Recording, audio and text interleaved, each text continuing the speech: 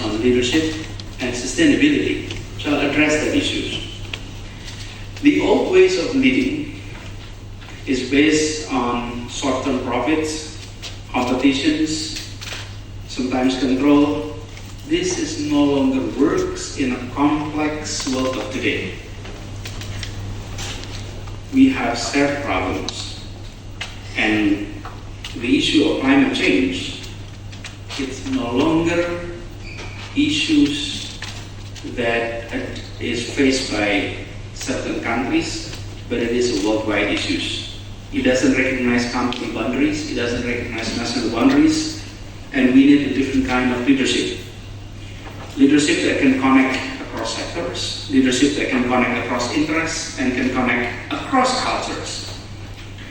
That kind of leadership began not with a plan, but with a story. So the term I'll be using is narrative leadership. Narrative leadership is about helping people to see bigger picture and to place them within that big picture. It's about offering visions of the futures that feels possible, that feels meaningful and worth working for. Because people don't just follow strategies, they follow stories. It is not only for strategies. And without a story of where we are going, no one will walk with us. So if you don't share the narrative, the story, even though you have strategy, it doesn't inspire people to be with you. So let's think about it. Every major shift in society, whether this is human rights, technology, or public health, it doesn't begin with budget. It begins with beliefs. Someone had to imagine a better future and say it loud. That imaginations, shared through a compelling story, those are what inspire others to act. So before we design policies or design product, we must design narratives that move people. This is why storytelling is not a soft skill. It is now a survival skill. A strong narrative can unite people with different roles, different backgrounds, and different goals around shared purpose. It can help investors to understand long-term values. It helps employees to see why their work matters, and to help communities feel seen and included. And this turns big goals into human missions. And if you look back throughout history, most transformative leaders, all of them were storytellers. All of them storytellers. Barack Obama spoke about hope. It's just one word, hope.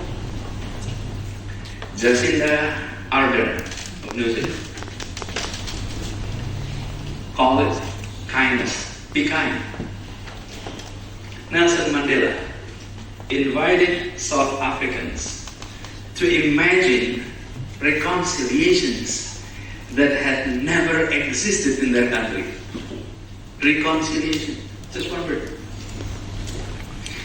These weren't just speeches. They were invitations to walk into different future, and they walk into the futures together. So today we face our own invitations. What is that? To redesign how we live, how we produce, how we care for one another, and how we care for the earth. That is hard and complicated task indeed.